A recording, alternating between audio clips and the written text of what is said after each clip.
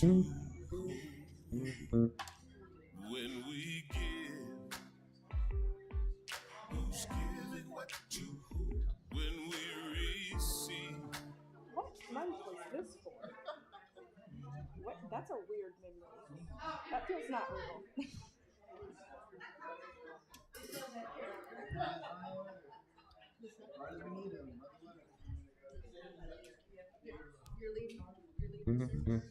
Well, good morning, Mini Path Spiritual Center. Good morning. Happy New Year to everybody. My cup of holidays is full and has run over, and I am ready for 2026. How about you guys? Ooh. All right, so we are going to kick off the new year with a couple of new songs. So on behalf of Reverend Deb Moore, I'm Mariah Gill. This is the Sanctuary Band, y'all. That's Jackie Jackson and Mary Grace. We're going to start off by singing a couple of songs back to back. And the main thing we're going to do to start off this service is release everything from 2025 except for the good and let it go and let God. Let's all stand. There was a time in my life when I'd have to do it all for myself. I didn't know the grace of God was sufficient. Didn't know the love of God was at hand. But now I can say, if you're discouraged, struggling just to make it through another day, you gotta let it go. Let it all go. This is what you have to say. I release and I let go.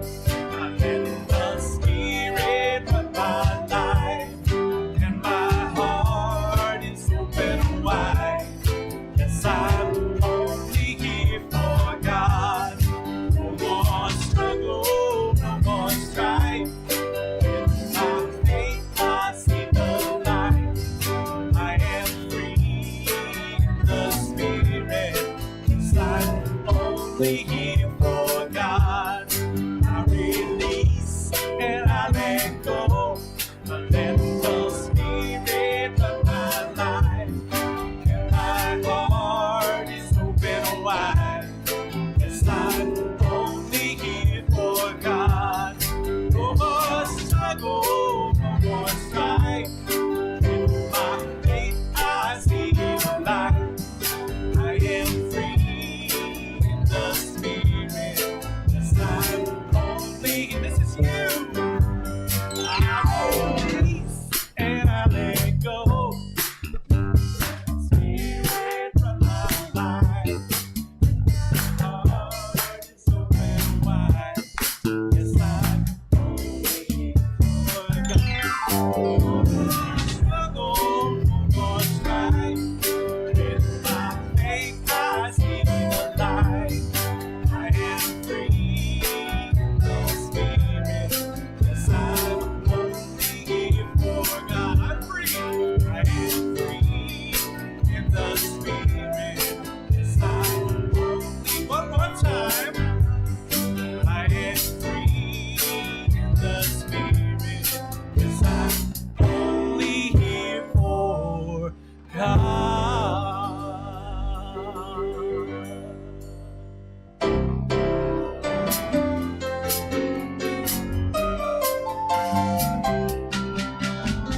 Some days I do, some days I don't. Some days I will, some days I won't. Some days I sing, some days I float. Some days I get real smart and live by this quote. Let go and let God. Let go and let God. Let go and let God be in charge. Let my worries go.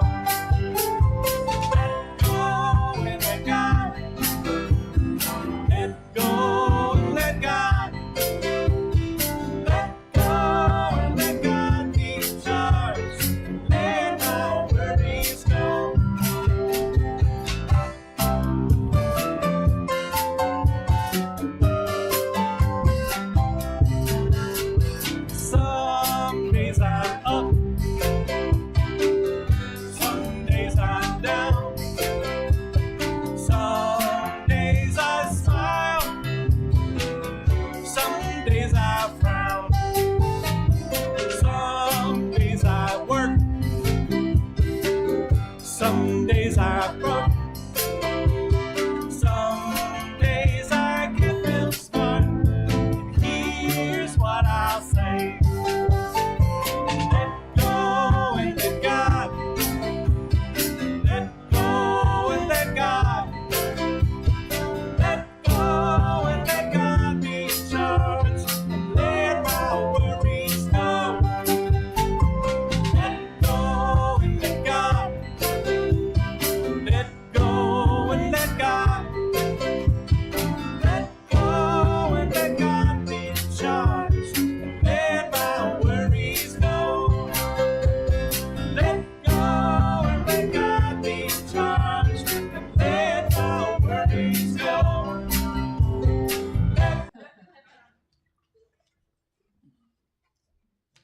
All right, y'all have fun. All right, this is your official welcome to Many Paths Spiritual Center. We are so excited to be here today at the beginning of 2026 because this year is a year of infinite possibilities. Every minute of every day, there is potential for a miracle in your life. And so we are going to anticipate and expect miracles all through this year, every day, all day long. Who's with me? That's right. We're going to expect a miracle. That's right. That's right. Absolutely. I'm getting ready to preach, y'all. Reverend Deb, I know your trip starts tomorrow, but we're going to start today, okay? All right. So, yeah, I know everybody's excited. I think we've got 7 or 8 people that are heading to India tomorrow for a couple of weeks. When they come back, they will be our gurus. Right. So we're excited.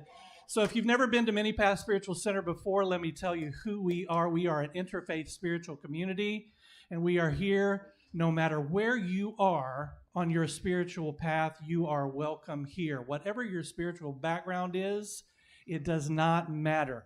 We say God here simply because there's a lot of songs that talk about God, but whatever you call God, it's okay. It does not matter to us.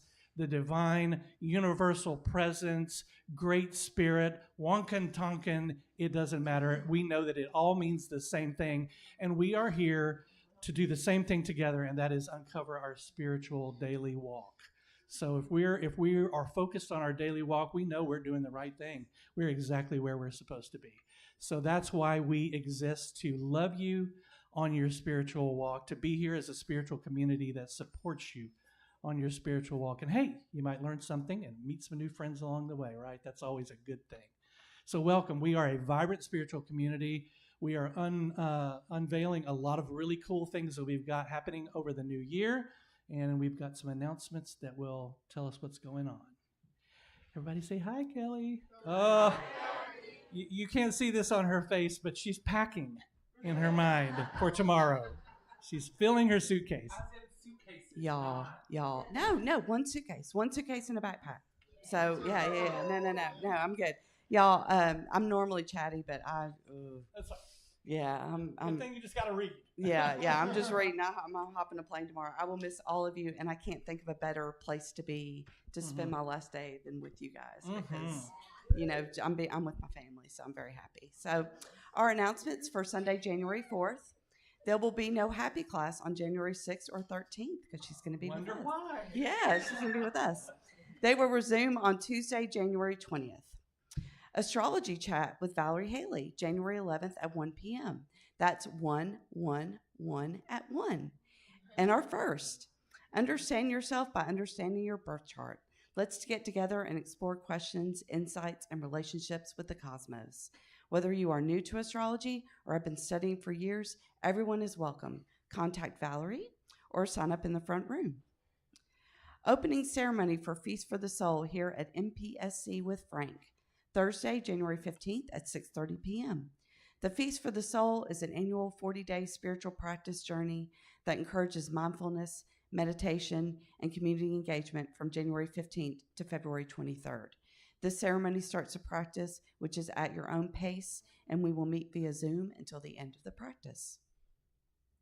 Spirituality Unplugged with Frank, Saturday, January 17th, 10 a.m. to 12 p.m. Join us this winter for a cozy potluck brunch gathering where curious minds and open hearts come together to explore the mysteries of the metaphysical world. Creating meaningful conversations in a relaxed and welcoming environment is our goal here at Mini Path Spiritual Center. Bring a dish if you'd like, no sign up necessary. Join us for a pranic energy healing clinic Sunday, January 18th with Deborah Champion. The clinic will be open from 4 to 6 p.m. here at Mini Paths, open to everyone open to energy healing. So Saturday, January 31st, 10 a.m. to 2:30 p.m., Connection and Creation Day 1 retreat. Meditation, visualizations, chanting, lunch provided, $50 investment. Scan the QR code to sign up. And as always, all activity or meeting links and contact numbers can be found on the website, Weekly Happenings, Google Calendar, or you can always email the church. Thank you, guys. Thank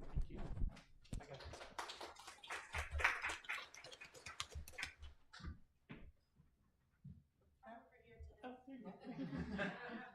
My front row toddler didn't force me up here.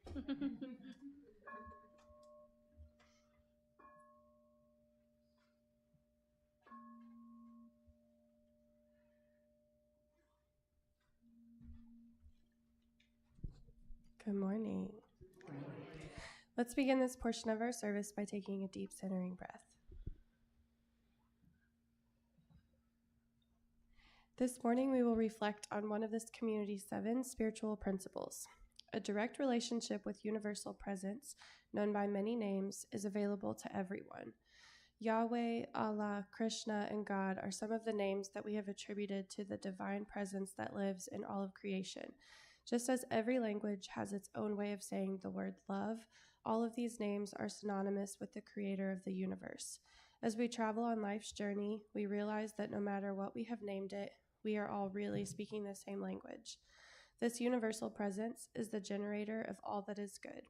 Infinite love, ever-present joy, and an abundant peace are available to us because this presence is alive and available to all of us. Each morning that we wake up, and all throughout our day, we can strive to live and move and have our beingness within this loving, joyous, and peaceful presence. And we can take great comfort in knowing that this presence is alive in every living thing on the planet, and this presence connects us all. Thank you, Yahweh, Allah, Krishna, and God, for your presence in my life.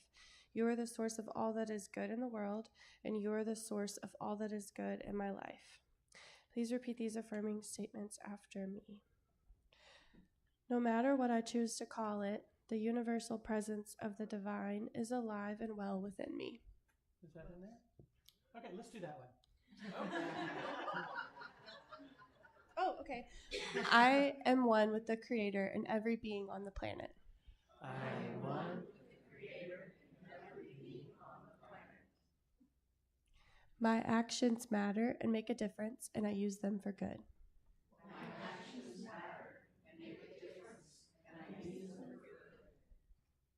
When I operate in oneness, I unleash the divine potential in every situation. When I operate in oneness, I unleash the divine potential in every situation. And so it is. So that's something we're learning in the new year is adaptability, right? All right, it's time for our congregational song, and I love this song so much because it's by a couple of my spiritual musical mentors, Janice Stanfield and Tim Bays. And I'll tell you a quick story. When I was director of music for Unity of Nashville, I did a coffee house on Friday nights. I think it was one Friday night a month. And one night this guy showed up, and he was an older guy. He was tall and thin and had this great resonant, cool, beautiful voice. And I was thinking, boy, I can't wait to hear what he does. And he pulled out his guitar and he sang some songs that just blew me away. Little did I know this guy was Tim Bays, and he's kind of a legend in the New Thought spiritual community. And when I came across this song that he wrote with Janice Stanfield, which is another of my mentors, I was like, oh, we got to do this too. We've done this song a couple of times before, but let's stand up and sing it again together to start off this new year.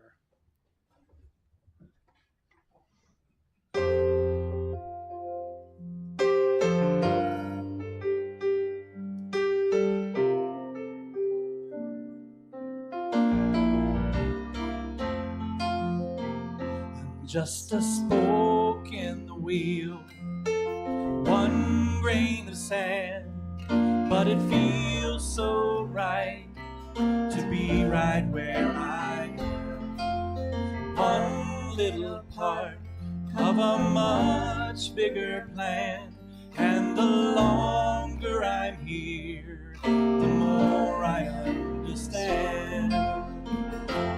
I am one, we are one, like the rays of the sun.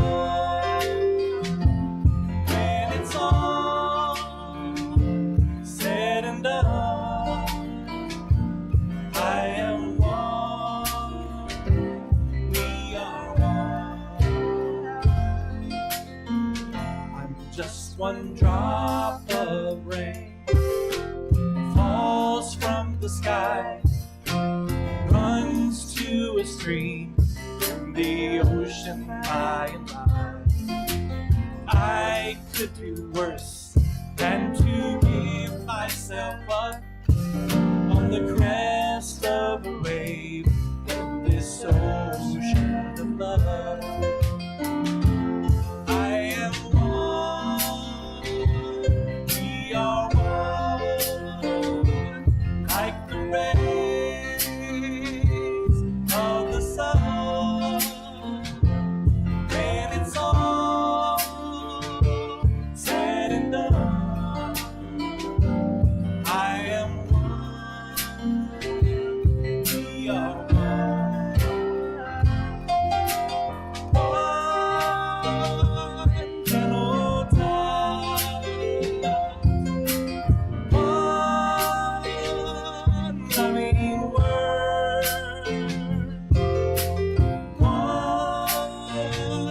single step toward a kinder world. I'm just one drop of rain, falls from the sky, runs to a stream in the ocean by and by. One little part of a much bigger plan, and the longer I'm here, the more I understand. I am one, we are one, like the rays of the sun. When it's all said and done, I am one, we are one. One more time. I am one, we are one, like the rays of the sun. When it's all said and done, I am one, we are one. Thank you so much, everybody. Please be seated. What nice energy to ring in the new year, isn't it? I am one. We are one. How you doing, fam? Trying to sound like one of my students. Hey, girl. Hey, fam. Someone asked me just a couple of days ago, how are things going at the spiritual center? And let me tell you what a wonderful feeling it is to be able to say, great. Oh my God. The people we have there, the feeling we have there, the family, the love, the lack of drama, right? The love, the acceptance. And I got to tell you, it's all of us. We've done this. Look what we've done. Look what we've built. Look what we've created. Isn't this amazing? Wow. I don't know if you know this or not, but some of us are going to India tomorrow. We will still have church next week. Service. Church? Service? Gathering. We're going to hang out next week. Yeah. We're gonna be The here. ones who are not going to India will be here holding down the fort. We'll be gone for one week. The next Sunday, after 2 Sundays from now, hopefully I'll have those folks past their jet lag enough to get up here on stage with me and help share a little bit about our experience. But here's the thing. I want us to take a moment to be in the now. Right? I invite you to close your eyes and settle yourself in your seat.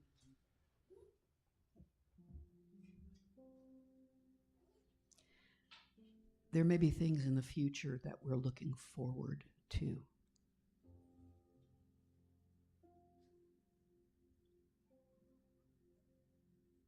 There may be things in the future that we are dreading.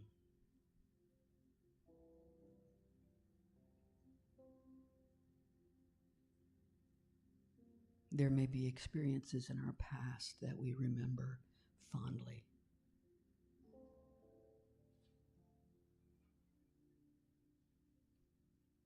There may be experiences in our past that we regret or that cause us pain when we think back on them.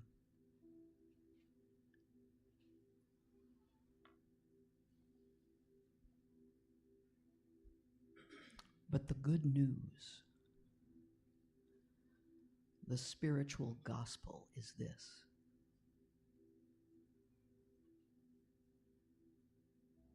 None of that is in this moment.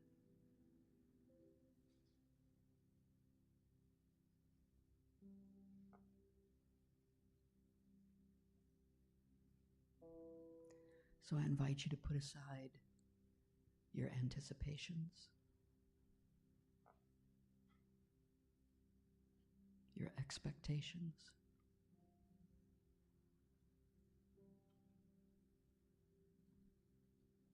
your remorse,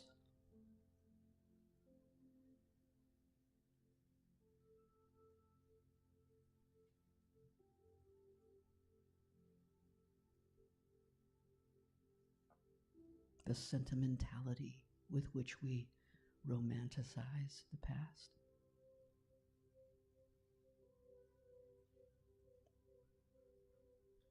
I invite you to be right here,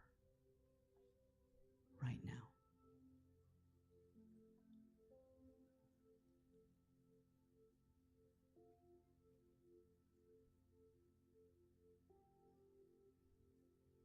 In the now moment and in the sacred spaciousness of your spirit, there is only you and God. And as you sit in the energy of that, you begin to see no separation.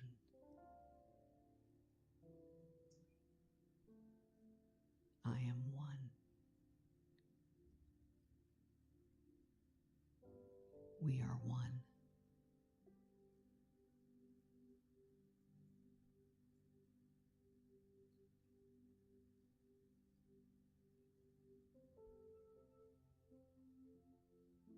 Our work is to remember this as often as we can.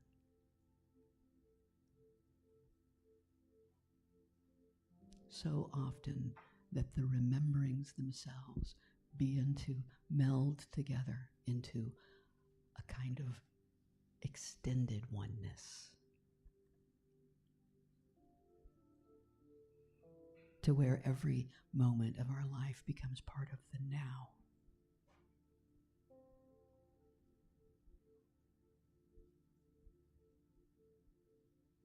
The now is always with us, like divine presence is always with us. And we go into the silence to practice communing,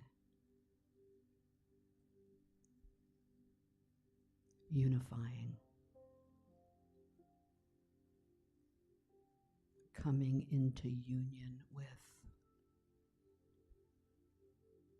sacred presence.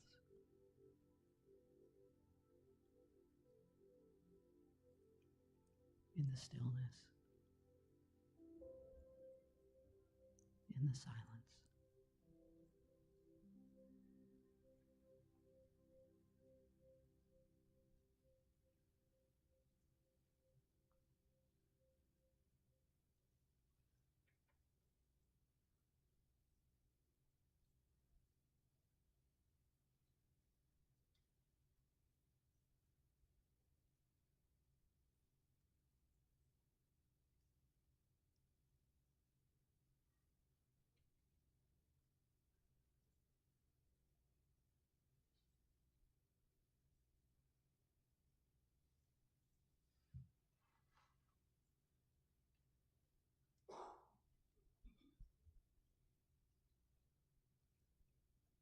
To remember our sacred presence is to remember who we truly are.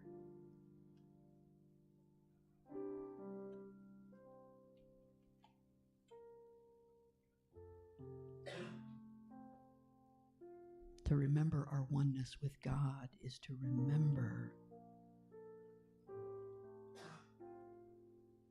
that the essence, the life energy that moves through us and flows through us and gives us our beingness is divine presence.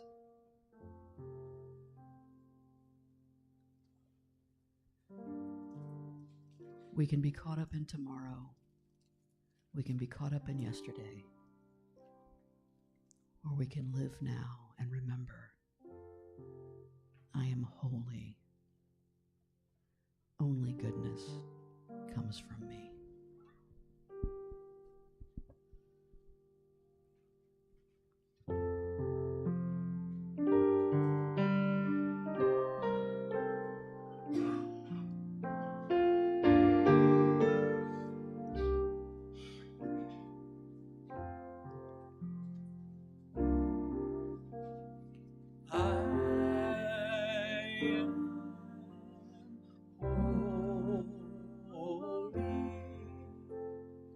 Only goodness comes from me.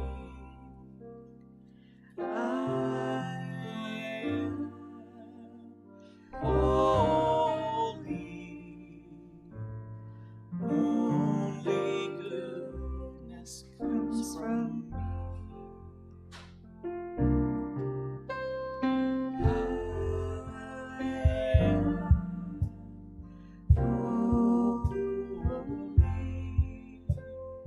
Only goodness comes from me.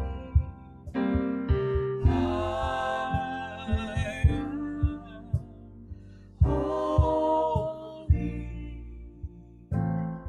Only goodness comes from me.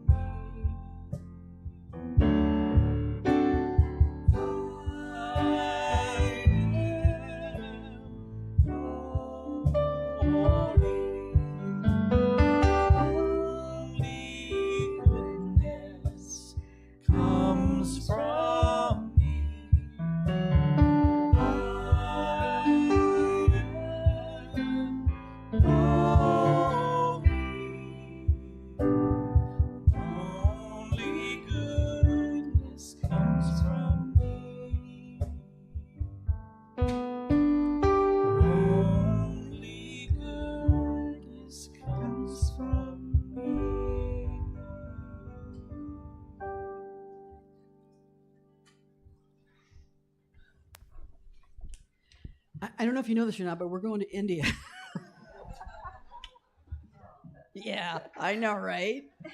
We're a little bit too excited. I'm just glad to get on the plane so I can actually get some sleep because I haven't slept in like 3 days. But at any rate, as I told you, as I mentioned last week, we're going to be spending some time focused on Shiva. Shiva is my word for 2026. And so that means you're going to be focused on Shiva for a little while at least. And some of you might be going, I don't know about this, but let's roll with it and see what happens here. It's very interesting to have this kind of come to me right before going back to the land of Shiva. to India, and so I'm very excited to see how this all works together. Just as a little refresher, I could spend hours and hours and hours going through the mythology of Shiva.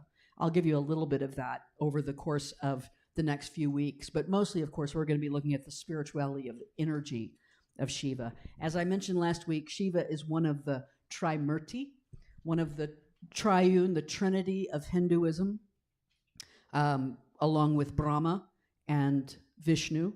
Brahma's the creator, Vishnu's the sustainer, Shiva's the destroyer.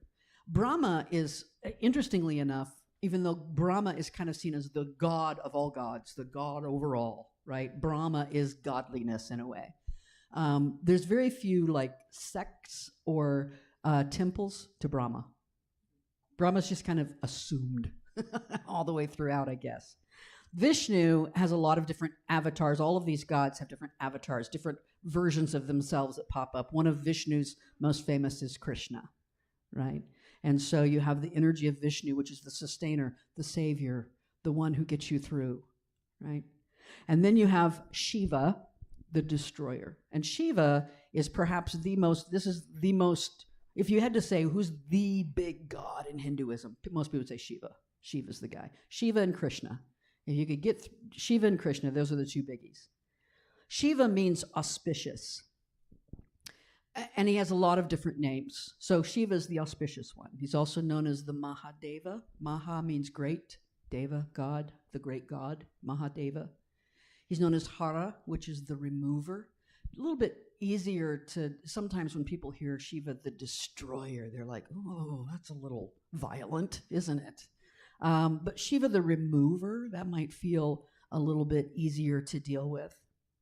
Beyond auspicious, Shiva also means, think about this in relationship to the destroyer, it also means benign, kind, benevolent, friendly. So this is a destroyer who's destroying in a benign, friendly, benevolent way. He's considered the same as the Vedic god Rudra. So in the Vedas, there's a talk about a god named Rudra. They're considered one and the same, Shiva and Rudra. And Rudra is the one who gives his name to the Rudraksha tree. Rudra is the god. Aksha means eye, so the eye of Rudra. And that tree grows in India and Nepal, and it has a fruit that is bright blue, and it's non-edible. You can't eat the fruit of the Rudraksha tree. But at the core of that tree, of that fruit, is a pit. And they dry that pit, and it makes Rudraksha beads. That's what these are. These are Rudraksha beads.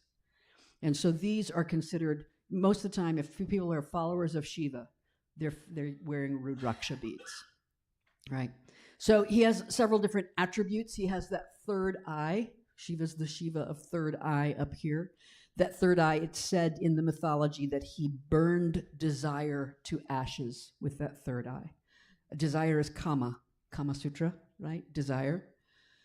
And so, and he also always has that crescent moon, that very sliver crescent moon, because he is the god of almost everything, but he's the god of the moon.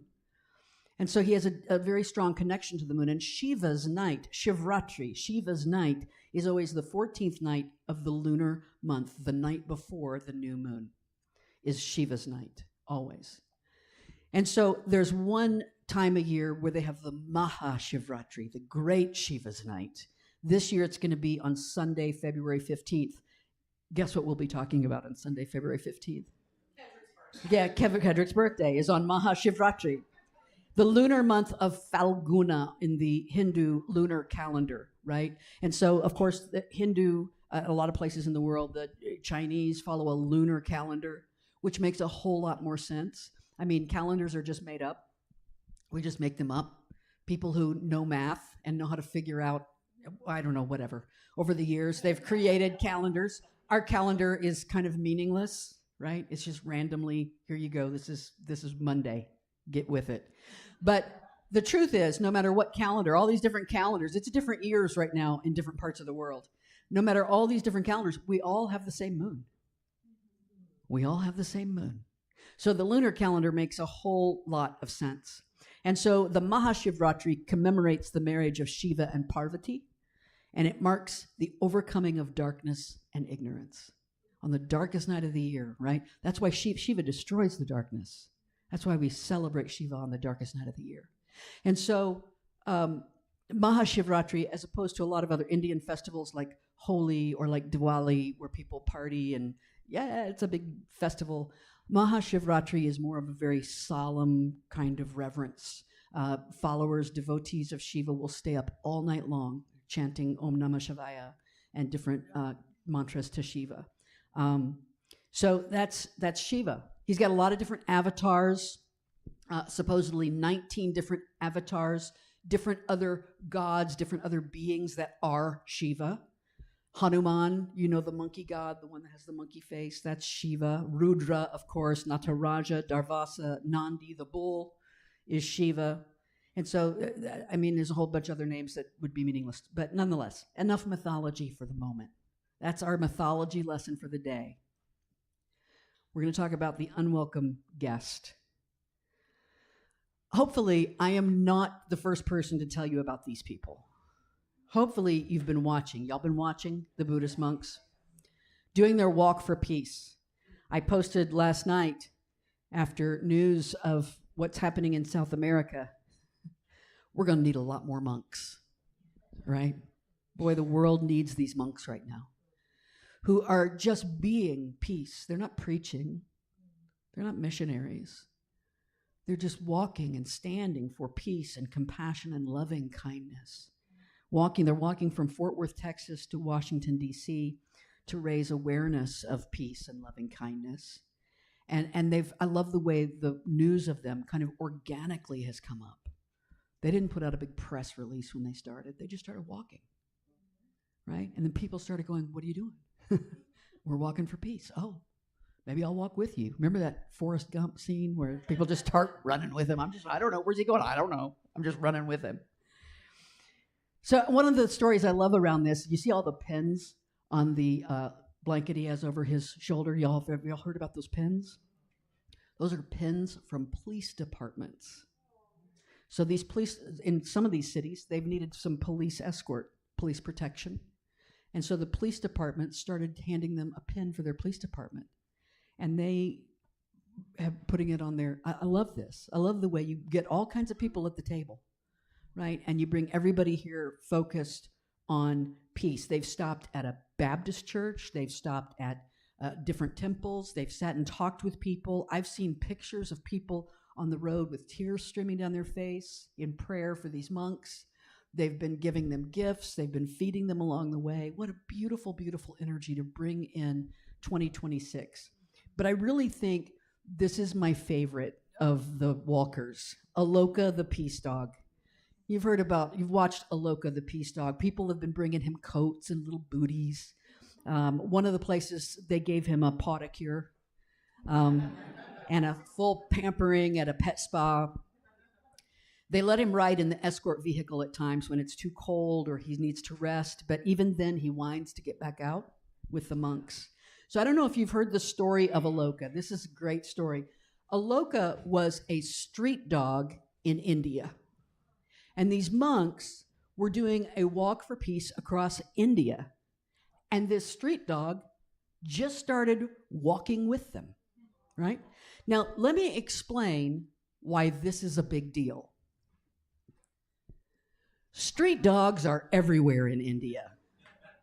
This is a picture I took from my second trip, I believe. If you park your car long enough, a dog will probably get on top of it and take a nap, right?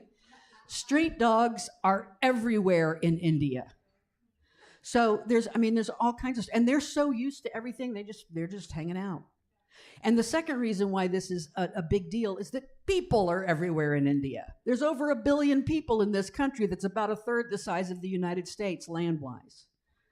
1/8 of the world's population lives in this country. People are constantly walking by these dogs. They don't follow every person who walks by them. Even people who give them food. A lot of people, you'll go to the temples and you'll see someone feeding a dog. Our guide JD has reminded us, we're like, oh, that's so sweet, they're feeding that dog. He says, no, they're making their offering at the temple. That's making your offering at the temple. So the dogs are kind of used to people like, oh yeah, throw me some food, great, see you later. They don't just follow everybody that gives them food. So the fact that this dog just said, these are my people. This feels like home. I have a job to do. This is resonating in my spirit. I feel something. And I'm going to follow these guys. And now he's become, like, he's got his own Facebook page. He's like the most famous dog in America, right? Aloka is Sanskrit for light, illumination, vision. And in the spiritual sense, Aloka is related to awakening and higher consciousness. It represents the path to knowledge in Buddhist and Hindu traditions. So he is the light leading the way for peace. Isn't that beautiful? Aloka, the peace dog, is a welcome guest, an honored guest. Welcome guests turn into honored guests turn into family, right? And he's now part of the family, just like your awakening. Some things are not welcome guests, however. Last week I introduced you to the Shiva prayer that is going to be is part of my process right now. And it's this: remove, destroy, or transform anything which keeps me from you. And I know some folks had a little bit of, whoa, those are big words. You don't enter into this lightly. And I mentioned last week, some of you might want to just say, you know what, I'm just going to sit on the sidelines and watch. I'm going to see how this goes for Deb, and then we'll see what happens. But the truth of the matter is that is the energy of Shiva, the energy of complete surrender. If it keeps me from you, I want it gone. And by you, we mean the sacred self with a capital S, the higher consciousness, the divine presence. If it keeps me from this place, I want it gone. That figure at the bottom is called a Shiva Lingam. It's the aniconic representation of Shiva. In other words, it's the representation of Shiva that's not his face or his beingness. And it represents the balance of Shiva and Shakti energies, masculine and feminine, balance of creation and destruction. One of the largest sects of Hinduism is Shaivism, and it's the followers of Shiva. And you'll often see them walking around. They will look like this. They've got that same pattern sometimes on their forehead. You know they are a follower of Shiva. That's a Shaivite man right there. And so this is the form of Shiva without being a form of Shiva. It's just an aniconic form. And so I want to talk about the Shiva Sutras for just a moment. These are them right here. Let me tell you the backstory of this. Sutra means thread. It's really just a little sutra thread, mantra. Someone has, even though this is not the official definition, mantra they've said is mind tool. I think it's a pretty good definition. It's a mind tool. Sutra means thread, and it's just little aphorisms, just little sayings. And so the mythological story is that in the 8th century, there was a sage named Vasugupta.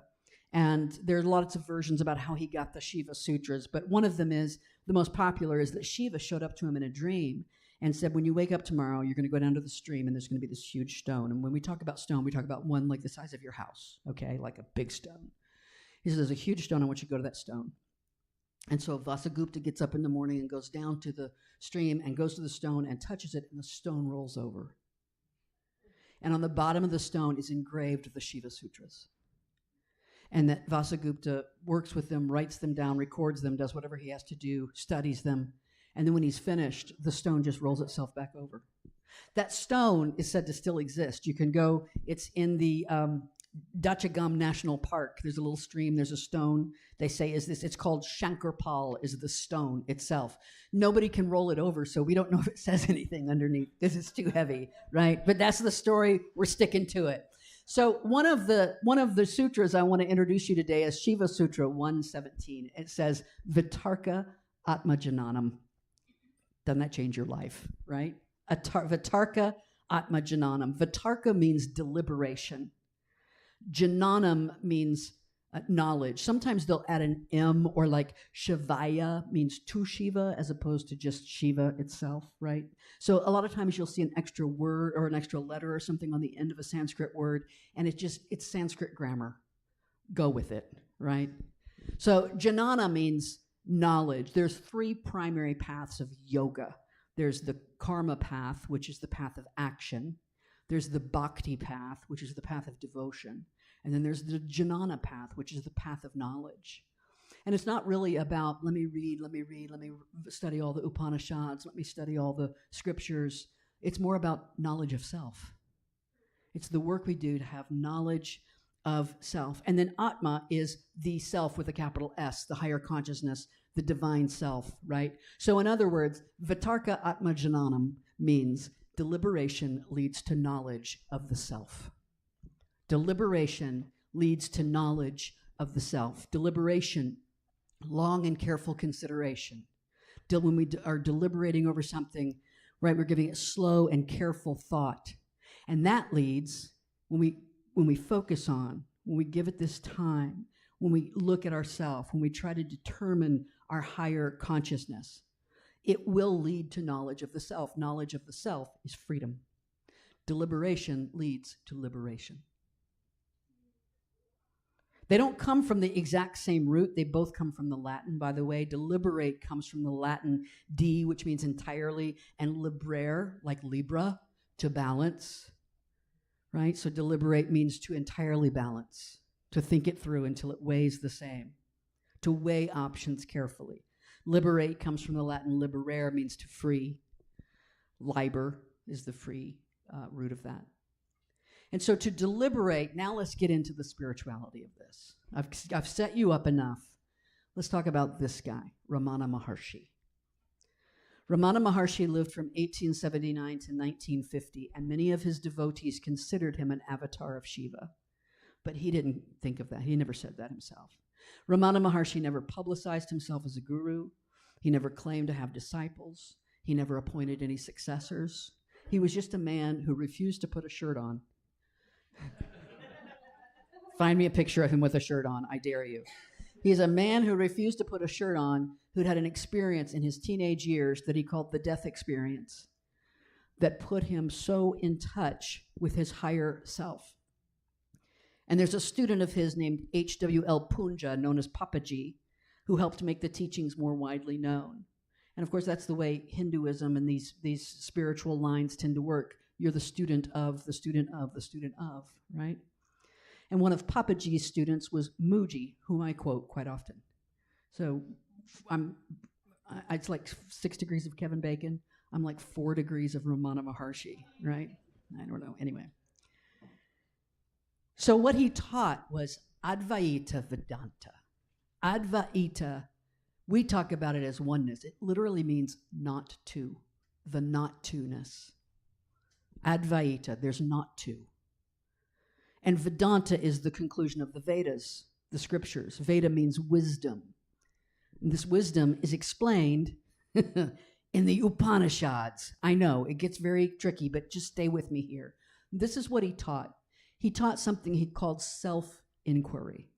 Self-inquiry is the practice that Muji's still teaching right now in Portugal, right?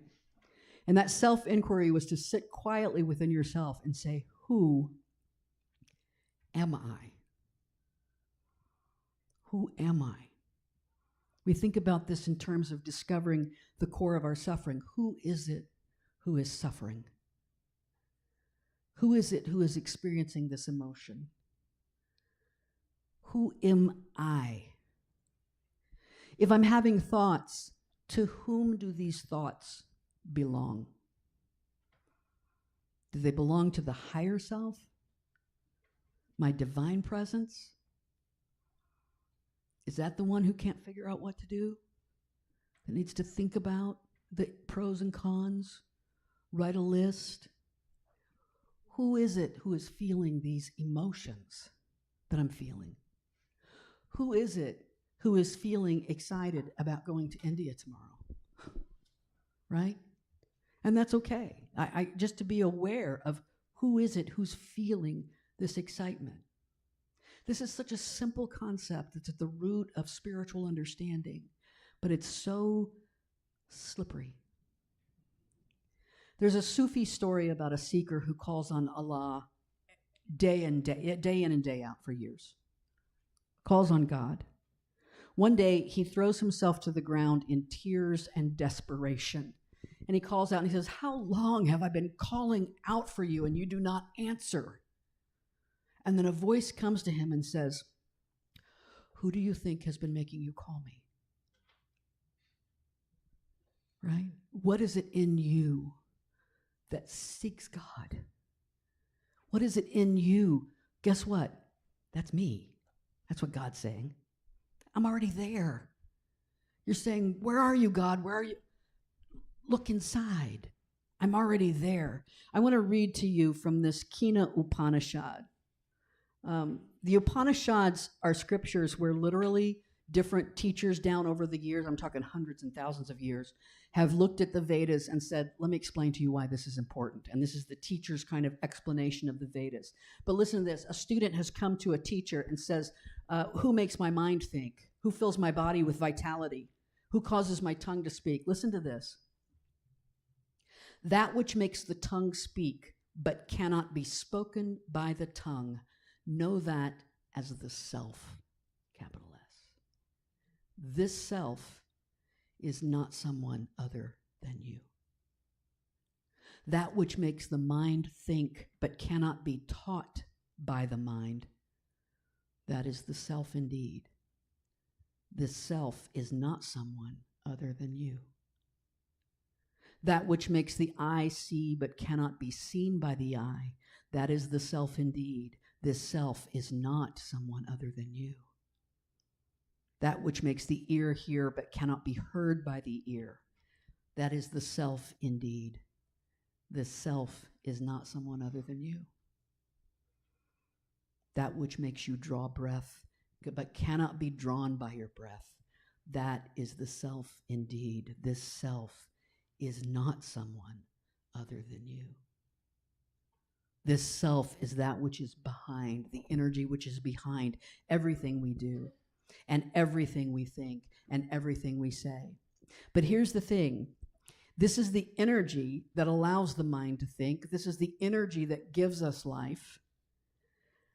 But there's also another thinker who loves to come along and get in the way. This is our unwelcome guest, right? The ego is in the business of covering the self and trying to get you to forget who you are.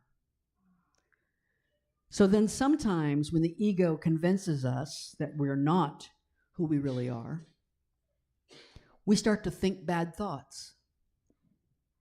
We fret. We worry. We get all locked up in something.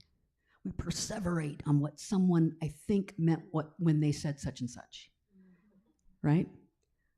They kind of had a weird look on their face when they said that to me. Do you think they mean this, right? We worry about what other people think. Let me just tell you, my friends, I've gone through a season of this. When I get busy at work, I've noticed this happen. When I get busy at work, when I get busy at the college, I get more and more into my ego mind, more and more into my ego self, because my ego self takes care of business, right?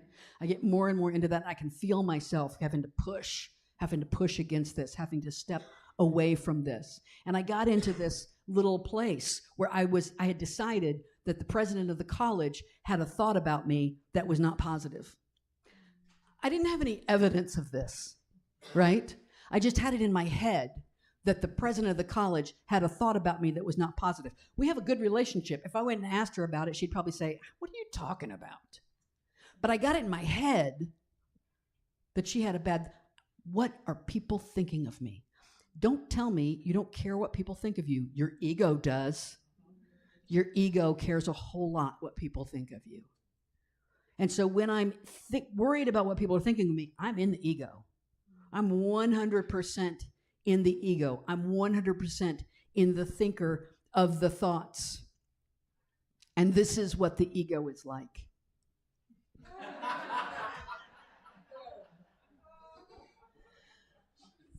You know this movie? It's from a movie called Wedding Crashers. Ramana Maharshi taught that the ego is like an unwelcome guest at a wedding. And the ego will act like it belongs. Let me make sure and act like, you know what? I am just one of the people. And when someone from the groom's side says, who are you related to? I'm related to somebody on the bride's side, right? When someone from the bride's side, I'm going to do everything I can to fit in, do everything I can to look like I belong here. Hopefully I'll carry that off long enough to get the free buffet, right? But when the unwanted guest is started to be discovered, when the unwanted guest is sought for, what is it? If you are a wedding crasher and someone has figured you out and is after you, what do? You leave. When we go into ourselves and we start to ask, who am I really? The ego goes, uh-oh. Uh-oh. They're doing the work. They're doing the deliberation. I'm about to be found out. I don't belong at this wedding, right? And so the unwelcome guest leaves. When we start thinking the thoughts, when we start seeking our source, when we ask who is thinking the thoughts, we start seeking our source, when we start looking to the higher self, the ego leaves the party. Because here's the thing. Anything that comes and goes is not you. Anything that comes and goes is not you. If it can come and it can go, it is not the self. You are not two. You are one. You are the one that remains. You are the one that wasn't born and will never die. You are the one who lives in the now moment. You are the one who is but watching everything your ego is doing, going, look at that. So when we pray, remove, destroy, and transform anything which keeps me from you, we are praying to clearly see our own self, the infinite, endless, never dying, never born, never coming, never going, unencumbered. We want to see that unencumbered by anything that is not the self. When I pray, please remove, destroy, or transform anything that is not me, what I am saying to the universe is, please help me know myself. Help me know the divine presence that I am. Help me see it clearly. We're asking for help in seeing the imposters for who they are. We're asking for help in recognizing unwelcome guests. You're not doing me any good. You don't belong here. It's the same thing if you've been listening to me long enough, you know this is my favorite Muji quote of all time. Step into the fire of self-discovery. It will not destroy you. It will only destroy what you are not. There's no fear in praying to Shiva. Please remove, destroy, or transform anything that keeps me from you, because it's not going to touch me. It's only going to touch the things I am not. This attachment, let's think about this not on a big scale, but on a small scale. And I've been thinking about how I work with this on a daily basis. Because when I've been kind of struggling with, I wonder what this person thinks of me, I've been doing the work of stopping and going, wait a minute. If you are not peace in this moment, you're having an attachment. Your ego's at work. Right? Peace is, as the poet says, peace is this moment without judgment. Peace is this moment without any attachment. Peace is this. So if I'm not feeling peace, I have an attachment. I have something going on. If I'm fretting about anything, if I'm worried, well, I'm kind of worried. I'm not going to say it out loud because then it'll become real. But my mind is sure spending a whole lot of time fretting in the background about what that person thinks of me. And they're not going to make me act different. By God, I don't want to do, but I'm worried about what they think about me. All this stuff is going on in my head and I'm suffering. That's called suffering. How do I stop in this moment and say, I don't want that. I don't choose that. That is an unwelcome guest. This is a life of peace, right? Anytime I experience anything other than peace. I have the opportunity to recognize an attachment and let it go. Here's another way that even when this is what I did. There are stages of letting go, right? So I recognized I'm worried about what this person thinks, and I'm spending a lot of energy on it. I want to let that go. But then I start looking for the next time I'm going to be around that person and what I can say to make sure that I balance what I think they're thinking about me. You know what I'm talking about? You know what I'm talking about? I got to let that go too. I got to let all of that go. Just be me. Just show up as me. Because who is suffering? This is that self-inquiry. The ego, the mind, not the I am. The self does not suffer. Do you hear me? The self doesn't suffer. That is a big claim to make, and I make it without hesitation. My friends, the self doesn't suffer. Focusing on Shiva's energy is to say, I'm tired of suffering. I'm tired of experiencing the worrying and the fretting and the bad feelings that aren't even happening to me. Me, the self, none of that's happening to me. They're happening to my ego projection.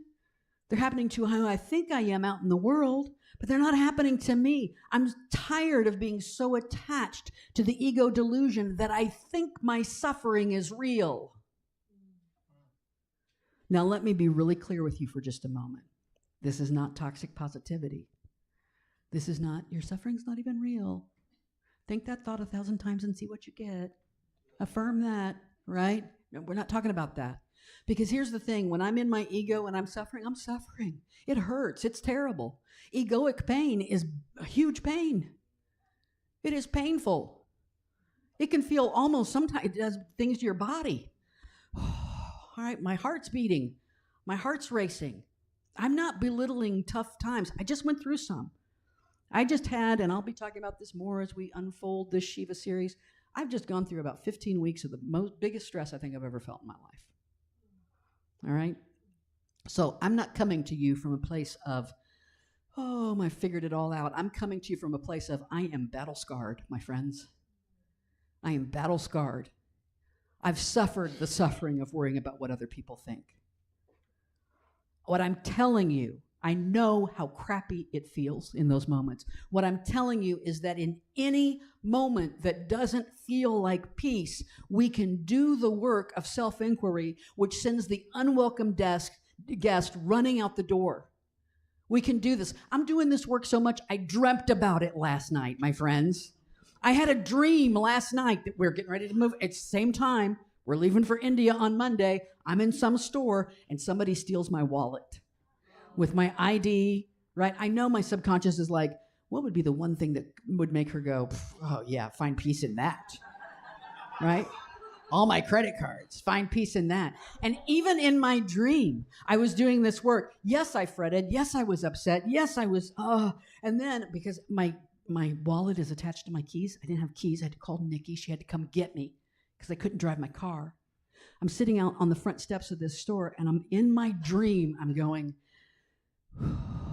you can have peace right now. You can choose peace right now. Because your suffering is not bringing your keys back. Right? You can choose peace right now. You know, getting good at this can take some time. I don't know how long. It can take a whole lot of effort. I do not know how long, how much.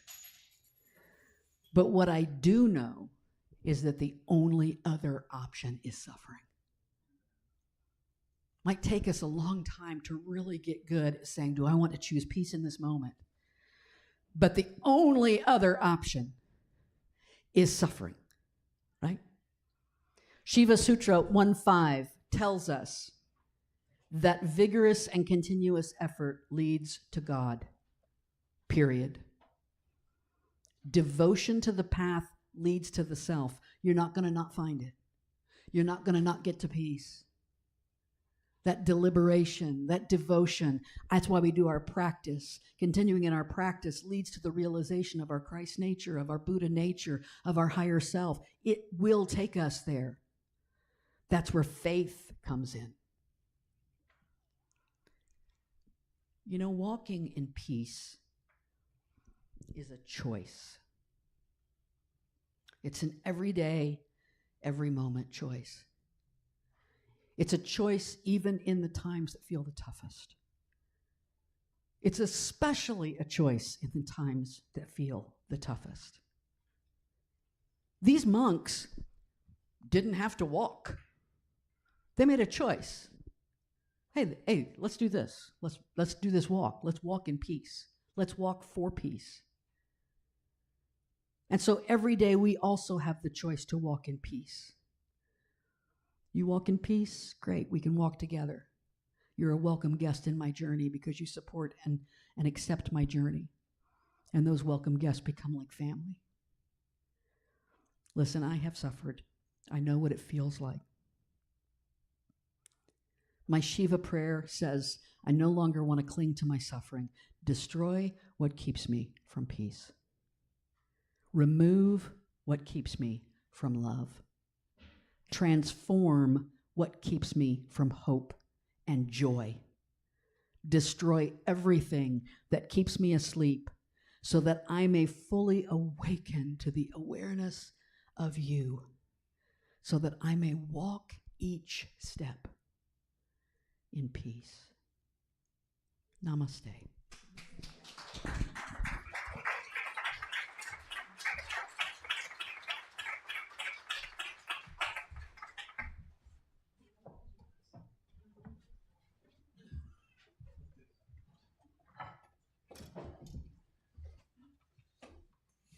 Thank you, Reverend Deb.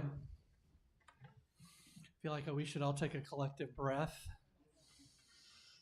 That was beautiful and something if that's how she's going to start this year, I'm excited to see what happens next, right? Well, we do know that a few of us are going to be out next week, but I do want to let everybody know that Reverend Margaret Hart is going to speak next week. Woo, Where is she? Oh, there you go. There you go. We are so excited to hear that. We're going to have some great music. The band will be back.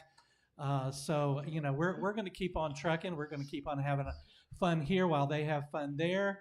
And then the week after that, we'll all be back together. And we'll, let's see, what are we going to do? Have popcorn and see slides from the trip? Maybe? Yeah. Maybe we should do that. Maybe we should have an evening and look at some slides. That'd be awesome. I want to take just a moment to remind everybody that your paper donations, we appreciate your donations so much. You are the reason that we are able to come and do this every week and have this sanctuary in all sense of the word. Your paper donations can go there in the back in the blue vase. If you want to give via PayPal, there's a QR code for you. That is so much appreciated and so essential to what we do here at Many Paths Spiritual Center, and we appreciate everything that you bring to the table, whether it's your paper donations, whether it's your love and care, your attendance at events. All of that are so important to who we are as a spiritual community. If you want to be reminded of everything that's going on, just check your email on Tuesdays. Look for the Happenings newsletter that comes out. It'll remind you of everything we've got going on. I'm so excited about the year ahead for all of us. But if we got nothing further, let's all stand up. And Mary Grace, will you lead us in the closing prayer? Absolutely. All right, everybody. May I stay true to the path that leads me to the light that is mine to shine. May my light provide help and kindness to others on their journey. May I bring peace to every situation, comfort to the grieving, and love to all beings.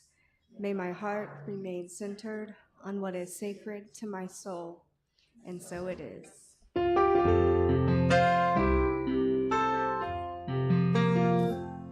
I live in the midst of infinite abundance. I give freely and fearlessly to life. I live in the midst of infinite abundance.